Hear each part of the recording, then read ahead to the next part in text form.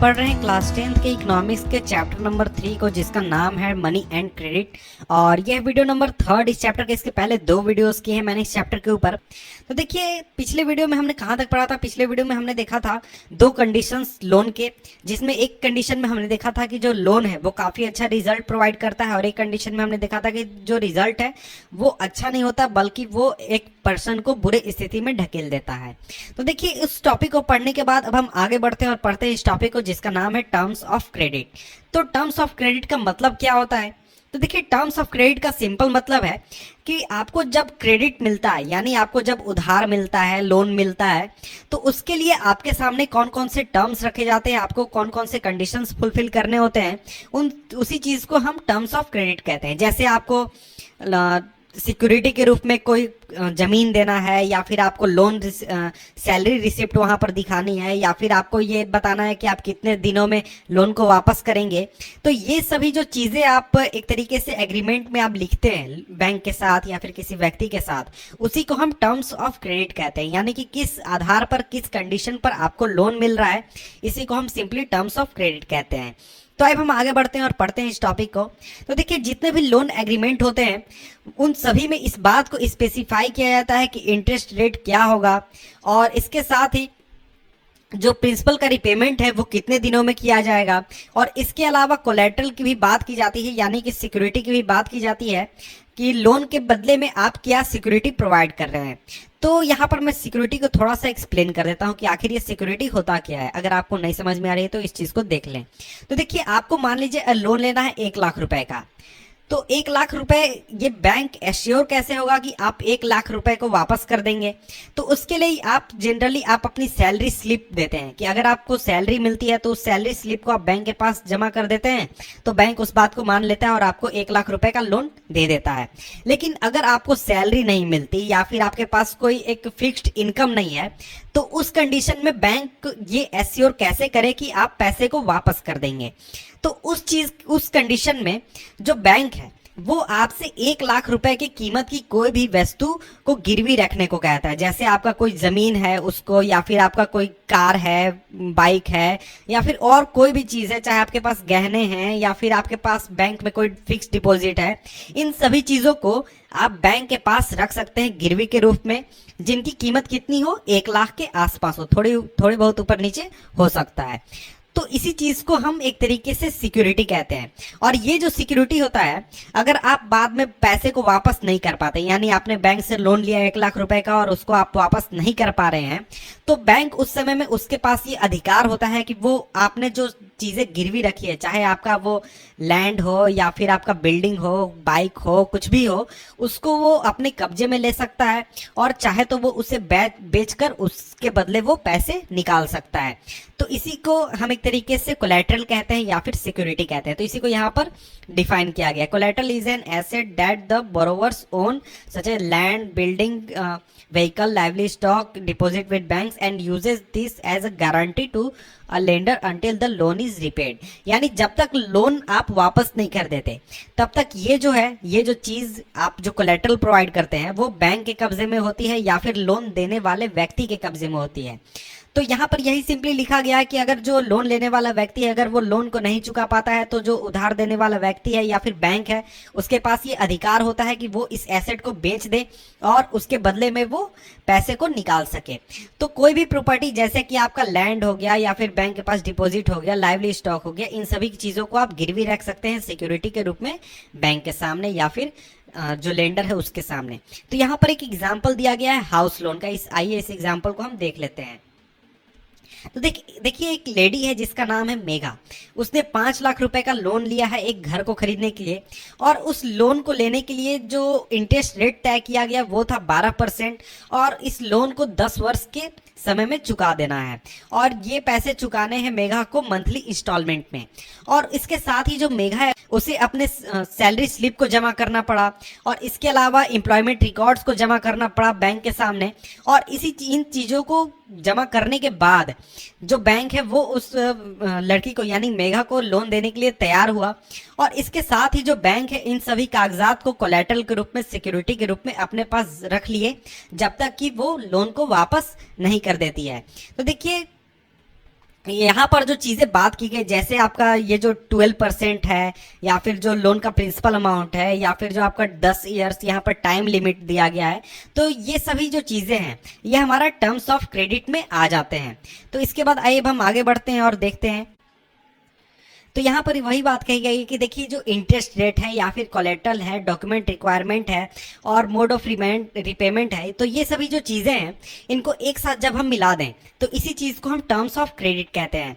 तो देखिए जो टर्म्स ऑफ क्रेडिट है वो काफ़ी वेरी करती है एक क्रेडिट अरेंजमेंट से दूसरे अरेंजमेंट में। फॉर एग्जाम्पल, अगर आप अपने भाई से लोन ले रहे हैं तो वहाँ पर जो क्रेडिट आपका टर्म्स ऑफ क्रेडिट होगा वो काफ़ी अलग होगा मुकाबले के आपका बैंक के, या फिर आप मुकाबले आपका जो साहूकार आपके गाँव में बैठा है, या फिर आपके आसपास जो लोन प्रोवाइड करता है।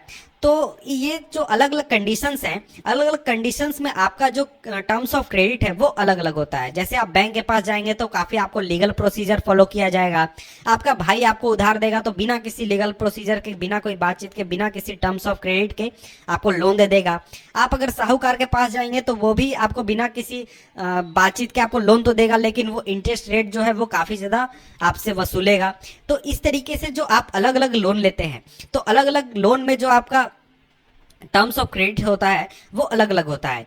तो इसके बाद जो नेक्स्ट सेक्शन है इसमें हम देखने वाले हैं अलग अलग तरीके के एग्जाम्पल्स, जिसमें अलग अलग क्रेडिट के अलग अलग टर्म्स ऑफ क्रेडिट हैं। तो यहाँ पर देखिए टॉपिक है, टॉपिक का नाम है वैरायटी ऑफ क्रेडिट अरेंजमेंट्स। तो यहाँ पर देखिए एक विलेज का एग्जांपल लिया गया है जहाँ पर दो लड़के हैं, रोहित और रंजन। उन्होंने टर्म्स ऑफ क्रेडिट के बारे में पढ़ा क्लास में, और उनको एक तरीके से जानने की इच्छा हुई क्रेडिट अरेंजमेंट्स के बारे में, अलग अलग तरीके के जो कि उनके एरिया में रह रहे हैं। तो इसलिए वो जाकर कुछ लोगों से मिलते हैं, अपने गाँव के लोगों से, और वहाँ पर इन चीज़ों के बारे में बात करते हैं गाँव के लोगों से। तो यहाँ पर आइए उसी बातचीत को हम पढ़ने वाले हैं कि आखिर जो रोहित और रंजन है वो क्या बात कर रहे हैं लोगों से, और लोगों का क्या रिप्लाई है। तो देखिए डेट यहाँ पर बताया गया है 15 नवंबर 2006। तो देखिए सबसे पहले वो जाकर मिलते हैं किसान से जिसका नाम है श्यामल, जो कि एक स्मॉल फार्मर है। गांव में एक गांव है जिसका नाम है सोनपुर, और यहाँ पर इरिगेशन की सुविधा मौजूद है। तो देखिए जो श्यामल है वो बताता है कि हर सीजन में उसको अपने 1.5 एकड़ लैंड में कल्टीवेशन करना होता है। और पिछले कुछ साल पहले तक, यानी 2-3 साल पहले तक, वो जो है वो गांव के मनी लेंडर से लोन लिया करता था 60% पर एनम के इंटरेस्ट रेट पर, यानी 5% पर मंथ के इंटरेस्ट रेट पर। और उसके बाद कुछ सालों से वो जो श्यामल है वो एग्रीकल्चर ट्रेडर से लोन लेता है, और ये जो एग्रीकल्चर ट्रेडर है ये उसे 3% पर मंथ के आधार पर लोन प्रोवाइड करता है। और ये जो लोन है ये उसे क्रॉपिंग के सीजन के शुरुआत में उसे मिल जाता है, और इसके साथ ही वो फार्म इनपुट्स को भी प्रोवाइड करता है। यानी जो ट्रेडर है वो लोन के साथ साथ फार्म इनपुट्स भी प्रोवाइड करता है, और इस पूरे लोन को क्रॉप्स के जो हार्वेस्टिंग है उसके बाद प्रोवाइड करना होता है, यानी कि उसे चुकाना होता है। तो देखिए इंटरेस्ट रेट के अलावा जो ट्रेडर है वो एक तरीके से प्रॉमिस भी लेता है कि जब उसकी खेती तैयार होगी तो उसका जो क्रॉप्स है वो सिर्फ और सिर्फ उसी फार्मर उसी ट्रेडर को बेचेगा, बल्कि किसी और को नहीं बेचेगा।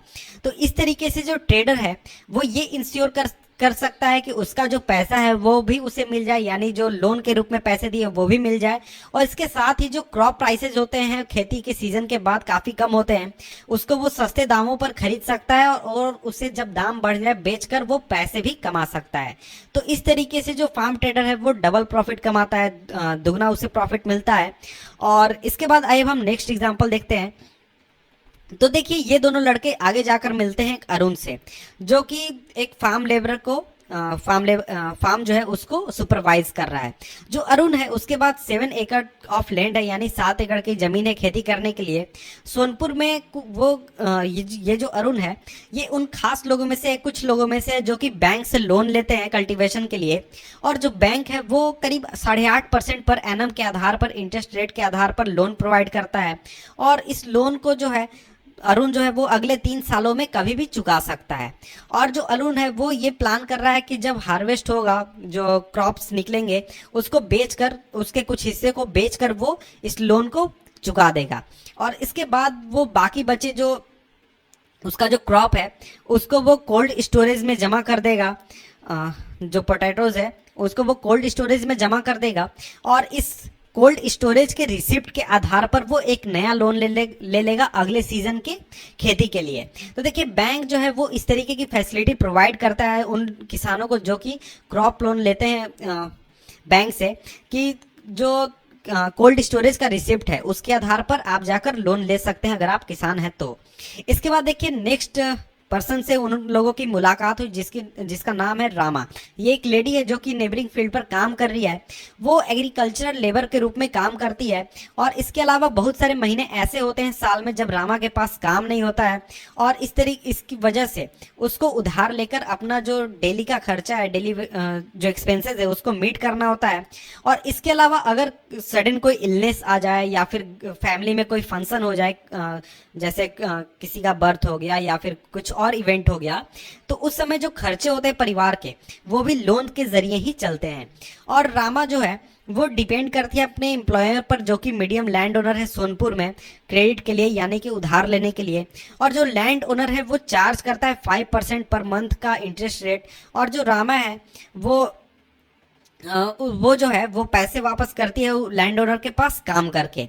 और ज़्यादातर समय जो होता है रामा जो है उसे फ्रेश लोन लेना होता है, और जब वो लोन लेती है उसके पास पहले ही से कुछ लोन होता है, यानी कि पिछला लोन वो चुका ही नहीं पाए और तब तक उसे एक नया लोन लेना पड़ गया। तो इस तरीके से उसकी स्थिति काफ़ी खराब रहती है इन लोन्स की वजह से। और अभी के समय में उसके पास करीब 5,000 रुपये उधार हैं जो उसका मालिक है, एम्प्लॉयर है उसके। और जो लैंड ओनर है वो उसे काफ़ी अच्छे तरीके से ट्रीट नहीं करता है, लेकिन उसको उस लैंड ओनर के पास काम करना एक तरीके से मजबूरी है, क्योंकि उसी व्यक्ति से जो रामा है उसे लोन मिलता है जब उसे ज़रूरत पड़ती है। और रामा हमें बताती है कि जो उसका ओनली सोर्स है इन क्रेडिट का या फिर इनकम का वो है उसका या फिर जितने भी लैंडलेस पीपल हैं सोनपुर गांव में उन सभी का लैंड ओनर एम्प्लॉयर से, यानी जितने भी लैंड ओनर्स हैं उनके पास ये लोग काम करते हैं, लैंडलेस लोग काम करते हैं, और उसके बदले जो पैसे मिलते हैं उसी से वो अपना घर बार चलाते हैं या फिर अपने खर्चे चलाते हैं। इसके बाद नेक्स्ट टॉपिक है हमारा लोन्स फ्रॉम कोऑपरेटिव्स। सॉरी मैंने टॉपिक बोल दिया, ये उसी का एक हिस्सा है।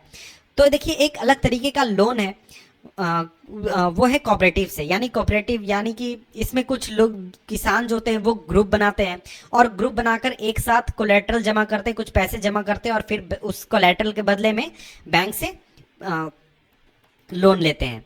तो देखिए इसी को हम यहाँ पर देख लेते हैं। तो देखिए बैंक के अलावा जो एक बहुत बड़ा सोर्स है चीप क्रेडिट का रूरल एरिया में वो है कोऑपरेटिव सोसाइटीज, या फिर हम जिसे कोऑपरेटिव्स कहते हैं।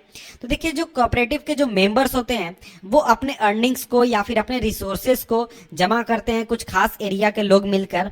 और बहुत तरह के कोऑपरेटिव्स होते हैं, जैसे कि आपका फार्मर्स कोऑपरेटिव हो गया, वीवर्स कोऑपरेटिव हो गया, इंडस्ट्रियल वर्कर्स कोऑपरेटिव हो गया, या फिर कृषक कोऑपरेटिव्स हो गया।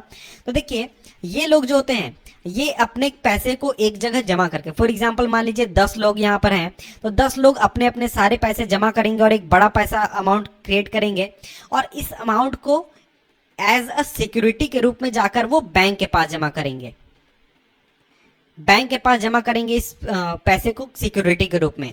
और इस सिक्योरिटी के बदले में वो लोन लेते हैं कुछ काम को करने के लिए, अपने कुछ चीज़ों को करने के लिए। फॉर एग्जांपल कुछ अगर उन्हें फार्मिंग इक्विपमेंट खरीदना है या फिर कुछ और खरीदना है, या फिर उन्हें रॉ मटेरियल इनपुट चाहिए, उन चीज़ों के लिए इस कोऑपरेटिव का वो यूज़ करते हैं। तो देखिए अगर हम सोनपुर की बात करें तो वहाँ पर एक कृषक कोऑपरेटिव है जिसमें कि करीब 2300 फार्मर्स जो हैं वो मेंबर के रूप में हैं, और ये जो है डिपॉजिट एक्सेप्ट करता है अपने मेंबर से, और इस डिपॉजिट को कोलेटरल के रूप में यूज़ करके ये जो कोऑपरेटिव है एक बहुत बड़ा लोन वो ले लेता है बैंक से, और इस फंड को वो आगे चलकर यूज़ करता है अपने मेंबर्स को लोन देने के लिए। और इन लोन्स को जब चुका दिया जाता है उनके मेंबर्स द्वारा या फिर इस कोऑपरेटिव द्वारा बैंक को, तो इसके बाद एक नया राउंड ले लिया जाता है लोन का, जिसको कि ये किसी भी कामों में यूज़ कर सकते हैं। तो देखिए यहाँ पर हमने इस चीज़ को देख लिया, इसके बाद आप इस चीज़ को जरूर सॉल्व करें, लेट्स वर्क दिस आउट। इसके बाद हमारा नेक्स्ट टॉपिक है formal sector credit in India, जिसको हम पढ़ेंगे नेक्स्ट। तो मिलते हैं आपसे हम नेक्स्ट वीडियो में, तब तक के लिए गुड बाय।